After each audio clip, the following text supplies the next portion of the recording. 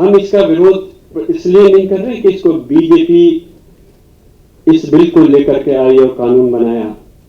हमारी लड़ाई इस वजह से है क्योंकि इनकी नीयत साफ नहीं है। तो सरकार कहती है कि उसके लोगों की ना तो मस्जिद छीन रही है ना मदरसा छीन रहा है, तो मैं पूछना चाहता हूं फिर क्यों हमारे संभल के ऊपर अभी से संभल की जामा मस्जिद पर और हमारी जो दरगाह है जनता शरीफ में किस तरह से एकदम से शुरुआत हो गई इसको छीनने की। अपने आप को सेकुलर बताते हैं इस मुल्क की पार्टियां। मैंने ये बात संसद के अंदर भी कही थी कि इंशाल्लाह आने वाला वक्त इस मुल्क की आवाम सिर्फ मुस्लिम ही नहीं दूसरी समाज से लोग भी उनको जवाब देने का काम करेंगे चुनाव के अंदर, जिस तरह से उन्होंने हमारे पीठ में थोड़ा घोपने का काम किया है। तुम हमारे अधिकारों को छीनने के लिए संसद का सत्र 2.5 बजे तक चला और जबरदस्ती ऐसे बिल को कानून बना करके हमारे ऊपर थोपने का काम करते हो। हमारे वोट को हासिल करने का अधिकार ही नहीं है उनको, चाहे बिहार हो, आंध्र प्रदेश हो या उत्तर प्रदेश की पार्टियां हो। ये हमारा कानूनी अधिकार है कि अगर कोई सरकार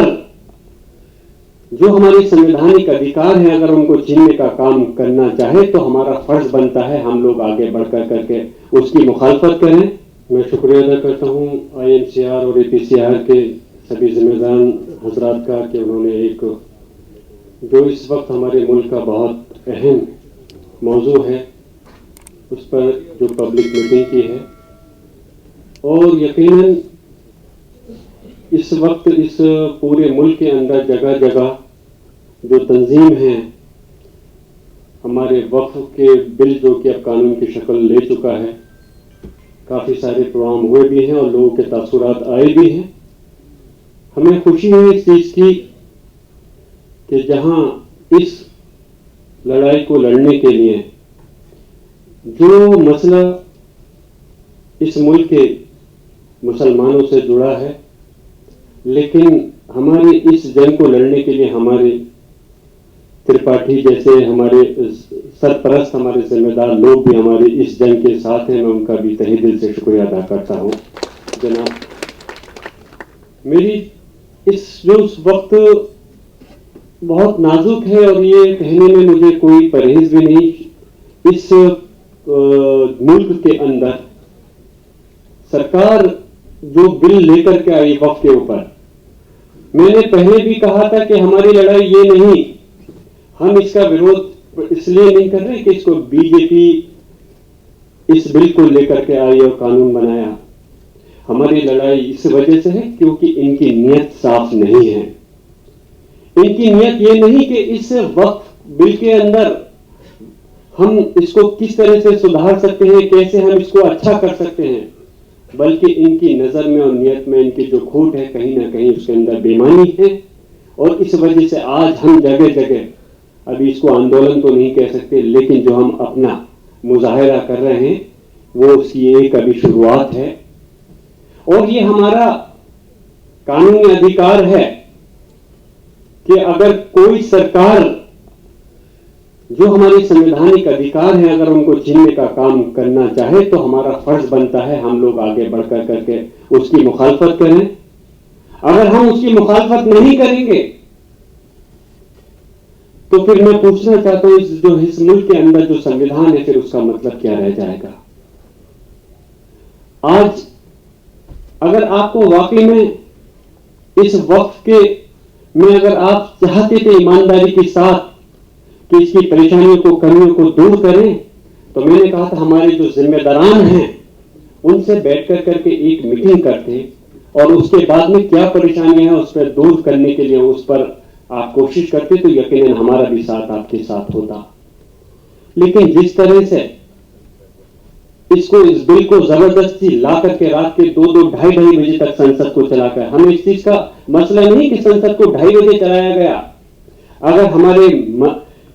हमारी कौम के लिए या हमारे मुल्क के लिए 24 घंटे भी आप संसद को चलाओगे तो हम पूरी तरह से आपका साथ देने के लिए तैयार हैं। लेकिन इसलिए नहीं कि तुम हमारे अधिकारों को छीनने के लिए संसद का सत्र 2:30 बजे तक चलाओ और जबरदस्ती ऐसे बिल को कानून बना करके हमारे ऊपर थोपने का काम करते हो। जो हमारे इस देश की सबसे बड़ी अदालत माननीय सर्वोच्च न्यायालय के अंदर जब ये मामला गया तो मैंने भी शुक्रमंद होकर करके एक रिट दायर की। और पार्लियामेंट के अंदर भी मैं सिर्फ ये नहीं कह रहा कि मैं यहां पार्टी के लिए बात करने आया हूं, लेकिन हकीकत में हमने हमारे साथ के जो पार्टी के सांसद हैं, समाजवादी पार्टी ने, या और जो विपक्ष की पार्टियां हैं, मैं उनका भी शुक्रगुजार हूं, पूरी मजबूती के साथ में इस बिल का विरोध करने का काम किया था। लेकिन हम जानते हैं कि सिर्फ वो बिल उस संसद के अंदर हमारी आवाज से वापस नहीं हो सकता था, क्योंकि वोट के अधिकार जितने ज्यादा जिसका नंबर होगा उसको उन्होंने पास करा लिया। लेकिन हकीकत है जो आज अपने आप को सेकुलर बताते हैं इस मुल्क की पार्टियां, मैंने ये बात संसद के अंदर भी कही थी कि इंशाल्लाह आने वाला वक्त इस मुल्क की आवाम सिर्फ मुस्लिम ही नहीं, दूसरी समाज से लोग भी उनको जवाब देने का काम करेंगे चुनाव के अंदर, जिस तरह से उन्होंने हमारे पीठ में थोड़ा घोंपने का काम किया है। हमारे वोट को हासिल करने का अधिकार ही नहीं है उनको, चाहे बिहार हो, आंध्र प्रदेश हो या उत्तर प्रदेश की पार्टियां हो। और उसके बाद में जब वक्त आएगा तो हमारे खिलाफ जो बीजेपी के साथ आप खड़े नजर आए, तो इंशाल्लाह उम्मीद है आने वाले वक्त में ऐसी पार्टियों को हम सब लोगों को मिलकर के सफाया करना है। और ये चीज तय करनी है कि सिर्फ हमें अपनी भाषणबाजी तकरीरों से नहीं, कि किस तरह से हम अपने इस बिल को, इस कानून को ये मुखालफत कर करके इस जंग को जीतने का काम करेंगे। आज ये अदालत का एक हिस्सा है, लेकिन हमारी कोशिश है कि इंशाल्लाह, और हम ऐसी उम्मीद और तवक्को करते हैं कि अभी इस मुल्क के अंदर, अदालत के अंदर इंसाफ मिलने की हमें उम्मीद है। और उसी उम्मीद के जरिए से हम इस अदालत के अंदर गए हैं। जैसे कि नदीम साहब और त्रिपाठी साहब ने बताया, संभल के ऊपर भी जिक्र किया। क्या संभल को कौन भूल सकता है? जब सीएनआरसी की बात हुई थी, तो जहां दिल्ली के अंदर, शाहीन बाग के अंदर पूरी मजबूती के साथ अगर हमारी बहनों ने और हमारे बुजुर्ग नौजवानों ने धरना प्रदर्शन किया सीएनआरसी के खिलाफ, तो अल्लाह का करम है, मैं फख्र से कह सकता हूं हमारा संभल पीछे नहीं रहा और आखिरी वक्त तक हमारे नौजवान को शहीद कर दिया गया। उसके बावजूद भी एक धरना प्रदर्शन करके, क्योंकि वो मसला सिर्फ संभल से नहीं था, बल्कि हमारे पूरे मुल्क की कौम से जुड़ा हुआ मसला था, तो हमारे लोगों ने शहादत भी दी, उसके बावजूद भी पीछे नहीं हटे।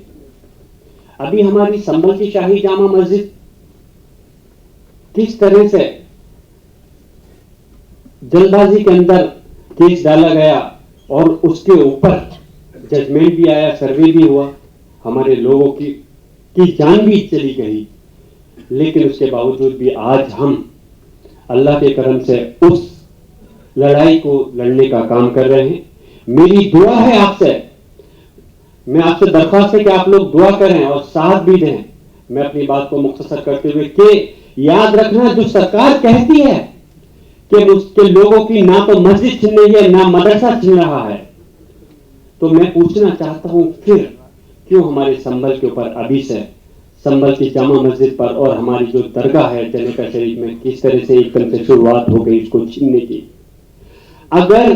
कलेक्टर को आप सारी पावर दे दोगे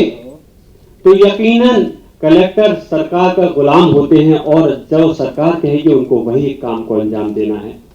और अगर मस्जिद और मदरसे सारे हमारे वक्त से जुड़े होते हैं, कब्रिस्तान हो, खानका हो, और मैं तो ये कहता हूं कि सिर्फ इस जगह पर मस्जिद मदरसे नहीं बल्कि हॉस्पिटल्स और एजुकेशन के हमारे दायरे भी, तालीम के दायरे भी हैं, जिनसे कि हमारे गरीब लोगों को, सिर्फ मुस्लिम लोगों को नहीं बल्कि दूसरे तबके के लोगों को उससे वो फैज़याब हो रहे हैं। अगर सरकार चाहती थी कि इसके अंदर सुधार होना चाहिए, तो तुम सरकार हमारी जमीन को छीनने के लिए नहीं बल्कि इस चीज पे कोशिश करते, जिन बड़े बड़े लोगों ने हमारी वक्फ की जगह को छीन लिया है, क्योंकि ये वक्फ की जगह कोई हमें सरकार से नहीं मिली हुई है, ये हमारी लोगों की जगह है जिन्होंने अल्लाह के नाम पे दान की है। तो आप कोशिश करते हैं उन लोगों से उस जगह को हासिल करके वापस हमें देने की, लेकिन आपकी नजर तो उल्टा, जब आपकी दिल में खुद बेईमानी है तो आपसे हम कैसे इंसाफ की तवक्को कर सकते हैं। मैं अपनी बात यही मुख्तसर करता हूं और इंशाअल्लाह ताला आपसे यही दरख्वास्त करता हूं कि आप सब लोग इस लड़ाई के अंदर सब लोग साथ हैं, कि जिससे कि हमको हमारी कौम को इंसाफ मिल सके और इस मुल्क के अंदर जो हमारा संवैधानिक अधिकार है वो हमारे साथ कायम रह सके।